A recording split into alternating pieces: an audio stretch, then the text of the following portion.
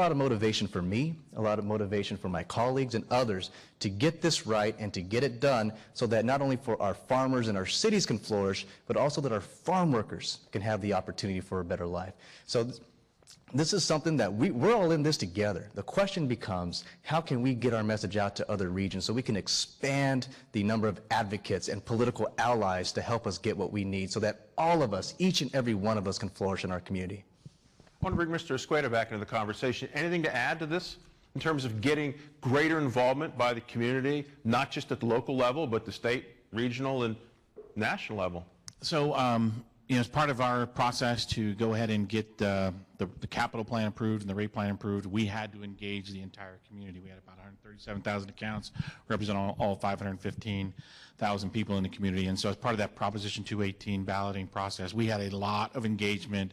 Prior to that, we went out and talked to the community in a series of forums to talk with them about the scope of the plan, the need for the plan. A lot of the CEQA things are things that we're trying to get done as well. The recycled water, pulling the water out of the mountains.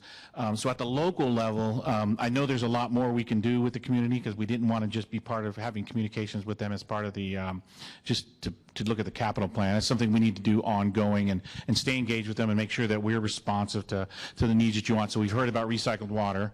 So I'd like to let everybody know that a lot of push was on the recycled water. We are going to make recycled water available at the wastewater plant off of Jensen Avenue for people to come get the water for free, no charge. And that'll be an announcement in the next couple of weeks. We've heard about bringing that water, about the recharge area that people really wanted to see us recharge. So part of the capital plan, we expanded the money we have available for recharging water here in the city. So at the local level, we really do find it refreshing and needed to have you guys talk to us about how you want your system run, the facilities you're looking for, the assets you're looking for, and how we put them together. At the national level and the state level, I'll leave it to my friends here to figure out how to get that kind of expertise and knowledge and communication out there. But I do appreciate everybody in the community for participating in our process and helping us guide us through the things we need to get done here in our town. And very quickly, 1 p.m. tomorrow at the Clovis Veterans Building, we're going to continue this discussion. You're all invited to be here. Members of my staff are here. We hold regular coffee meetings every 3-4 months here. Please communicate with us. Come to these events. Talk to us about the solutions that you think we need to bring to Sacramento. It's a very good idea, and I appreciate the question. All right, we've got less than 30 minutes left, so I'm going to make this our lightning round. So I'm going to ask our audience shorter questions.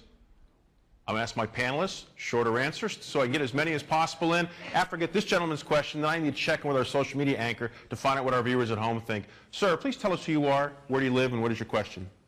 My name is Eldane DaCosta. I live here in Fresno, and my question is to start out with one topic. It's a very kind of different water project that I have in mind, but as far as the point I'm trying to make and the question I'm getting to is, as far as renewable energy sources and the upcoming hydrogen economy that is sort of a taboo topic because car engines have been notoriously bad for polluting the atmosphere. And as far as the valley, I know we have a very difficult air problem. One of the solutions that I would suggest, and if lightning round questions. If there are any other connections with renewable energy sources, do you think that hydrogen could be put into regular cars to make them cleaner for the environment? Does anyone feel comfortable with that particular question? Because I know it's kind of outside of our area here, but Mr. Prey, you got something to address? Just a brief answer because it's a little off topic, but I do have some experience in this in that I authored legislation 2 years ago that will be the largest investment in hydrogen infrastructure, fueling infrastructure throughout the state.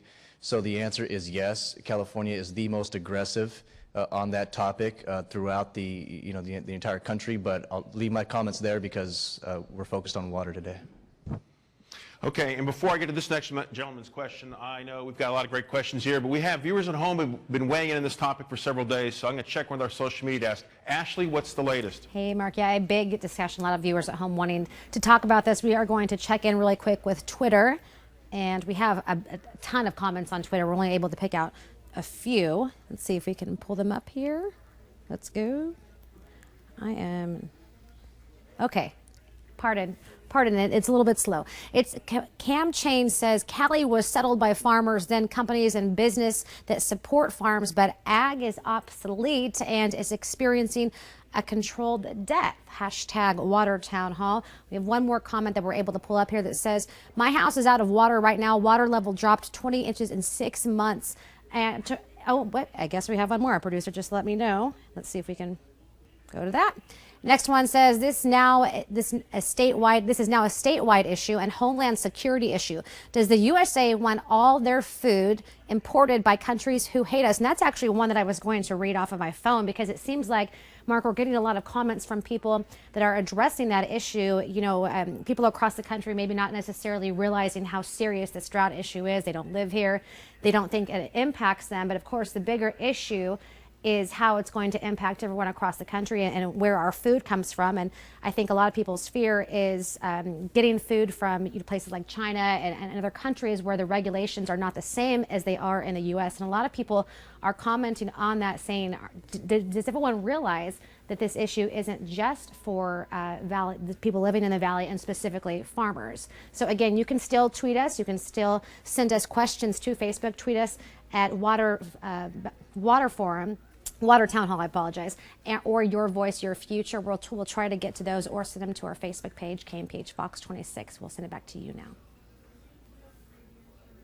Thank you, Ashley. And the gist of the comments from our viewers now is that if we run into problems with produce, nuts, fruit, and agriculture here in this country, we're going to be forced to import it from abroad. And do we want to send those dollars abroad? And let me play off that, because in the last few days I spent some time speaking to a lot of farmers in the area.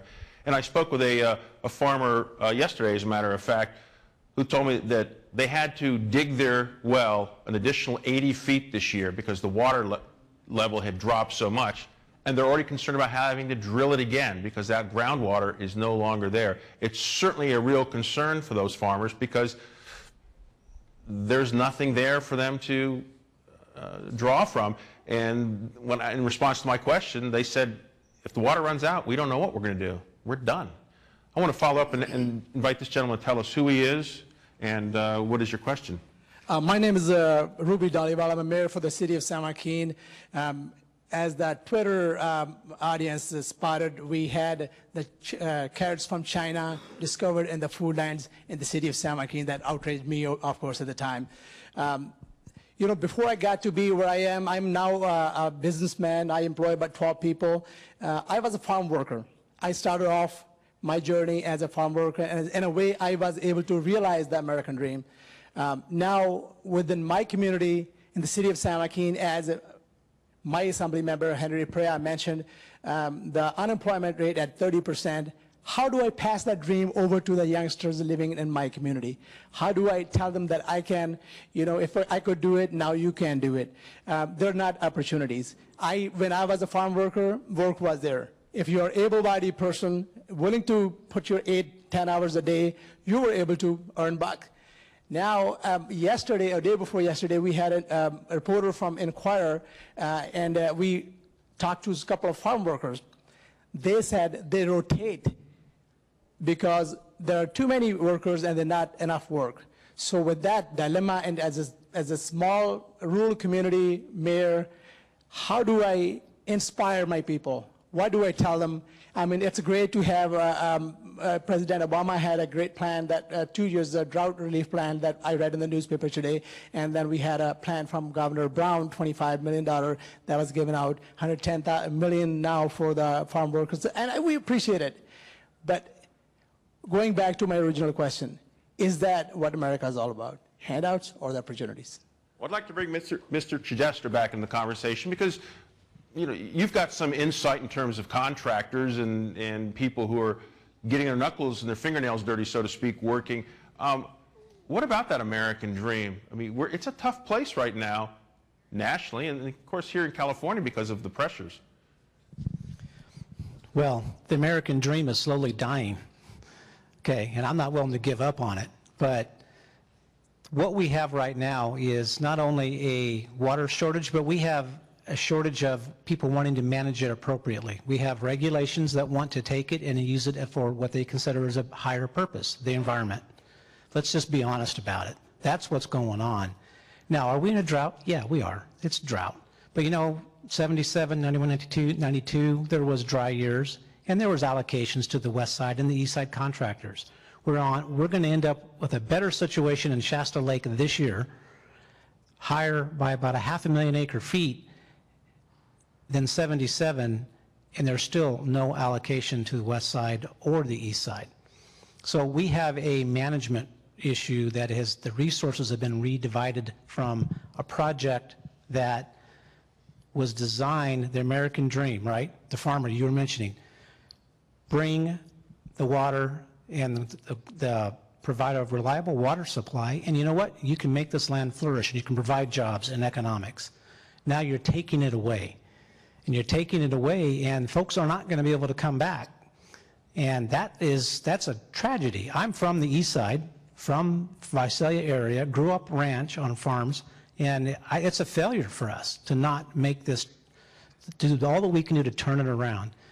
But in order to do that, we're going to have to say, you know what, enough is enough. We need to sit down and say, there's water for environmental purposes, there's water for urban, and there's water for ag, and let's make it work on a priority of jobs, ag, urban. People are always going to get their water. They need to get their water. They should. That's the Constitution of California says that. The people will get their water first. But after that, we need to make sure that we can provide jobs and economics for this state. How are we going to get there? It's going to take, we started it with the bond. We've got the start. We're going to start with small projects. It's going to take also some courage. I keep getting back to that. Local, state, and federal courage to say the environmental regulations, they're there for a reason. You can't throw them away, but you know what? We need to be more flexible in order to provide water that provides jobs. We're continuing with our lightning round questions and lightning round answers. Sir, please tell us who you are, where you live, and what is your question? My name is Jeff Brackett, and I live in Fresno. My question is this, and it's a viewpoint. It seems to me that dams are vilified and evil in the minds of some environmental groups. And I would like to know if the panel sees that and why they think that might be. My viewpoint is there's a lot of benefits from dams. I can think of 5. We talked about irrigation, we have hydrological, flood control, recreation. I like to boat, ski, fish. We have another lake available, and jobs. I'm a heavy equipment operator. Dirt and hoisting, that would provide a benefit to my family and a lot of other families in this area. Let me see if I can get a response, and I'm going to bring Mr. Upton back into the conversation. Dams, are they good for us?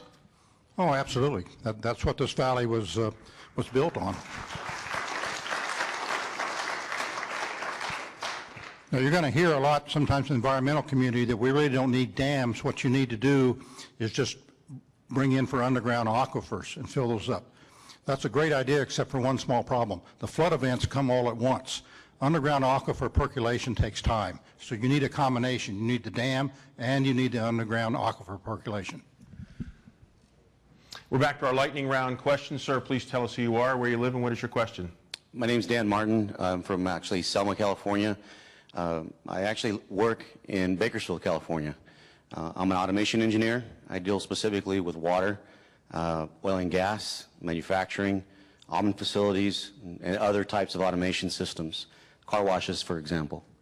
So I have a lot of intimate knowledge in regards to water. And in my time working with these systems, one of the discussions that I haven't heard yet, I have heard some things on the radio. I wish would like to hear your opportunity to speak back on the technologies that are being presented out in regards to water generation itself. Give you an example. Mr. Peterson had a really good comment about what we can do now. Suggestion of mine, because I did it at home, was just to take some of my condensed water that was coming off my air conditioner. I was getting 5 gallons a day in water just off the AC, and I was collecting it in a bucket and putting it back out to my yard. So I saved it for 1 week, and I got 50 gallons. I run my AC maybe 8 hours a day. I'm just wondering if we're doing enough in the sciences at the local level to try to look for some of these short-term ideas to help with some of the local folks or people at home just trying to keep their flowers from dying, because my wife is just killing me. All right, let's get an answer. Mr. Croyle, what can we do as homeowners? Well, thanks for asking, because I think we are, and I think the drought's actually turning a corner on a number of things.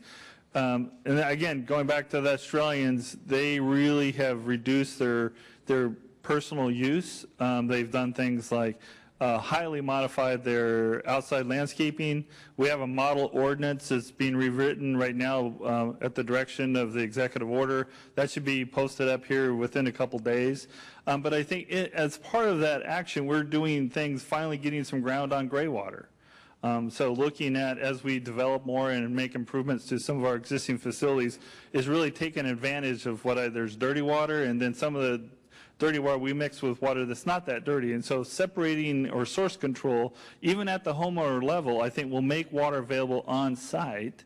It certainly affects our wastewater treatment systems, but I think taking advantage of at that local level, and we're starting, like we've done with solar power in some ways, is kind of looking at disseminated water supplies. And it goes back to really grabbing what you have, manage it to the extent you can on your property, and moving what you can't deal with off to the facilities that can. And I think we're turning the corner, and we've had a lot of questions about Prop 1. The budget signed, and the department and Food and Agriculture and the state board are putting a lot of Prop 1 money into conservation measures such as gray water, some of the more high-tech reuse, mini desal, not on the coast, but interior, looking at industrial supplies to make that water available for other uses in those regions or in those communities. I've asked this gentleman from the audience to join me. Would you please tell us who you are, who you represent, and what are their perhaps most pressing concerns on this topic? Very short, I agree. Manuel Cunha, Nice Farmers League, as well as a member of the California Latino Water Coalition, and Jose Ramirez and many of the boxers fighting for water in this valley and the state. My question, first, I need an Henry, you're absolutely right about the farm workers, families, communities, construction workers, manufacturing workers are getting screwed, okay? I'm very disappointed in the state of California State Water Board staff, and maybe there's something we can recommend, that are letting water go in the November 53,000 acre feet by one chief staffer. Not the board, but the board is fine. The federal government said, hold it. Don't let the water out to the ocean. A couple months ago, last week temperature of Shasta, 500,000 acre feet is sitting up there, and we have to keep it so we can keep the fish temperature so they don't have a sauna attack in the water. But we're throwing that water down to keep temperatures, and yet we are destroying families. And toilet water, gray water, is not going to keep my farmers alive that are in Porterville, Delano, Huron, and Avenal that are losing their farms and the jobs. We don't have 2 more years to survive. I'm losing a lot of small farmers that have been here for 100 years. A 40-acre farmer can't even drill a well. Why are we letting the staff run the State Water Board and telling the federal government, this is what we believe? And I think maybe the Ag Committee can do this, or you two gentlemen from the legislature. Let's, for once and for all, the State Water Board says 47% is environmental, 41% is agriculture, and 10% is urban, rather than 80% is agriculture, and that's all I ever hear. So maybe we could put something in the paper to back that up.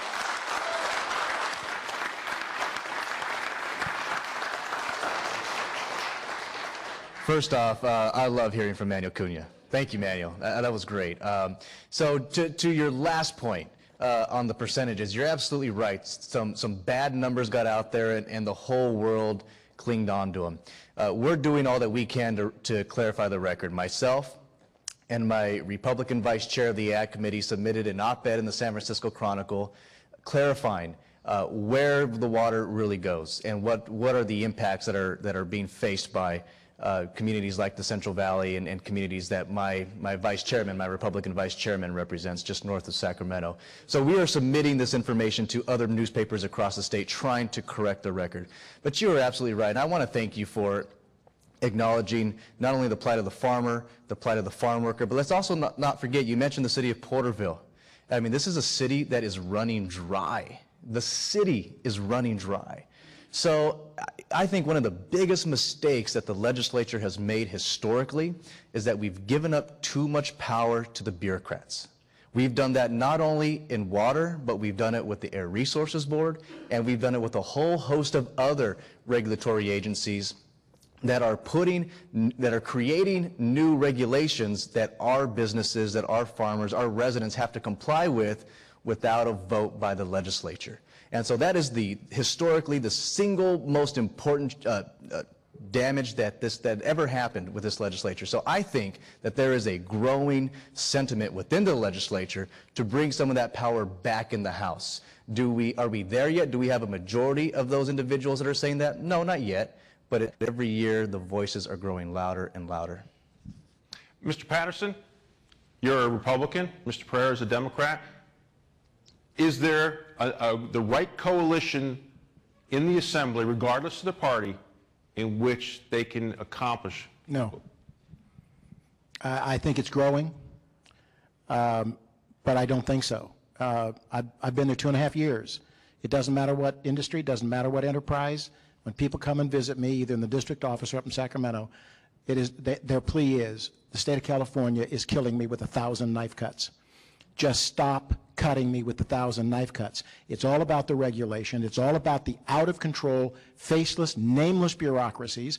We testified, what was it, yesterday, bipartisan in front of that water board, trying to drum some sense into them that they've got hundreds of thousands of acre feet up in Shasta. Let it go. The farmers actually bought, paid for, and stored it for just a time as this. And these nameless, faceless bureaucrats who think they can do anything they want to are deciding they're going to hold it back there for a little tiny differential in temperature. It's why I said earlier, this is such an emergency that we wouldn't expect our firefighters in a forest fire to go save a spotted owl at the expense of people and their property. We have our priorities mixed up, and we actually have a bureaucracy that is dictating these imbalanced and backward priorities. I wish I had better news, but we have to make significant changes in who represents us and who is our governor and who makes the appointments to these bureaucracies, or we're just going to continue down the same old road. We're back to the live audience. Please tell us who you are, where you live, and what is your question? My name is Sue Reese, and I live in a private well community of Easton. So my question is about private wells, and you guys have given me a segue right into that. Porterville is the city, but there's a lot of people in East Porterville that are that have dry wells. Where I live, there's probably about 10 to 15% of people who have dry wells. I work with communities that have 50% of the residents with dry wells. I know there's money in Prop 1 that's supposed to be helping. Where I work, we are supposed to be using emergency funds to address this, and emergency funds take a year to a year and a half to be implemented. That doesn't seem like very much of an emergency response. So my question to you, state, local, county, all the different levels, what do you see as the proper, reasonable response to communities and people with dry wells? Mr. Correll? Answer that question. I think this drought has been handled in a way to deal with individual wells like it hasn't been in the past. As the department's deputy director on statewide emergency preparedness and security, and the governor issuing the drought emergency in January of 14, one of the first things that brought us to the table for our team within the department is recognizing we had dry wells going dry in mid-13. And so one of the things that, fortunately, there was some resources in the general fund, and we made a pitch for emergency funds that we could spend right away, which is a little different than some of the other emergency funds that are available between the various state agencies, the California Department of, or Office of Emergency Services, State Water Resources Control Board, and more recently, HCD throughout. The May revise, the emergency legislation that we've seen over those last 2 years is really focused on, because of a work group we formed pretty early on, is what are we going to do about individual homeowners. I myself live on a well. I'm trying to keep track of my well and keep my wife's flowers going at the same time.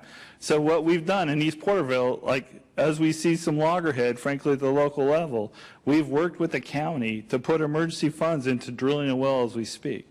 And so those wells are going to produce emergency water supply to continue to provide water to those bulk tanks that are now being installed at East Porterville to keep or reestablish some of the fabric of that community so that they actually can turn their faucet on. There is a number of houses in part of that community that don't have tanks yet. I think just today at the Drought Task Force meeting, we've heard there's another new a local water source to really double the available water so that we can continue to install those tanks. This is a Band-Aid, though.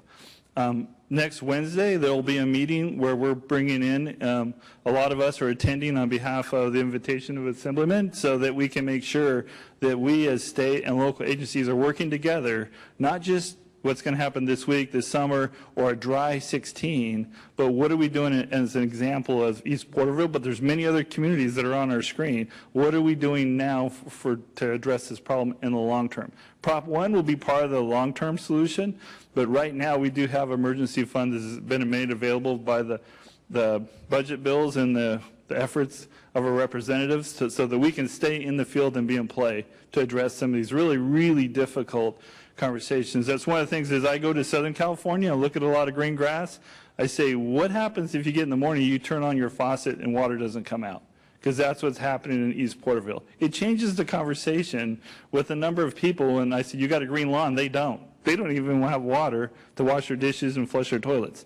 And I think that's really helped change the dialogue and making sure that state agencies work with locals to stay on top of that issue and make progress every day, every week. I have my last poll question I'm going to ask the live audience here. I'd like you to respond to the sound of applause. Your two choices and answers are yes and no. Please respond to this statement.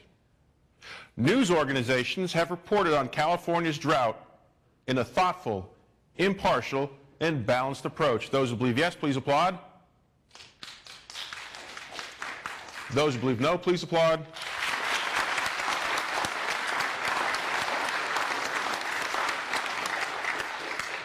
Well, if anyone's hiring, I may be unemployed as of tonight. I think we've just about run out of time, so sir, I think you're going to have our last question of the evening. Please tell us who you are, where do you live, and what is your question? My name's Gilbert Unruh. I live in Kingsburg. I'm a farmer. And my question is, I farm. When I'm driving a tractor, I watch. I'm running out of time, so okay. I have to get to a question. Okay. My question is there any thinking as we have, the governor thinks we have global warming. Okay, is that going to change our precipitation pattern for the mountains? To my reasoning, water, if we get the same amount of precipitation, our snow level is going to go up from 4,000 feet to 6,000 feet. That water is going to be running off at, the water is going to be running off in January, February, and March. And is there any plans for in the future to get more ability to hold this water so that it can be utilized by both cities and farmers? I know it was a topic you addressed a little bit, Mr. Escueda. What do you think? I know there's been discussion by several panelists. Capturing water is one thing, but how do you store it, and what's practical? Well, I think and I'm almost out of time, so you have to make this really short. One, I think, is the key that we've all been kind of looking for, the Sykes Reservoir, the Temperance Reservoir. For us at the City of Fresno, we rely on that storage for our long-term water supply planning. And if it comes down as rain and not snowpack, that's really going to be a challenge for the community, because we rely on that snowpack to kind of stay there until that April, May kind of runoff, and then we take it, later in the year. But if it's just available and start running through, we do need to provide some more storage, and that's one of the ideas that we have in the city is more recharge basins, more stormwater capture to take advantage of any rainfall that we kind of get running through the city. And we're going to have to leave that as a final word because we've run out of time. For most of us throughout most of our lives, water was abundant, it was plentiful, and it was free, or virtually free. That's no longer the case. The drought underscores how critical this resource is, not only to sustain lives and grow crops, feed the nation, and of course protect nature. We hope you've gotten some of the answers you've sought in tonight's town hall. We certainly like to thank the People's Church for the use of their wonderful chapel here and hosting us this evening. We're continuing our discussion on our Facebook page at facebook.com/KMPH-Fox26.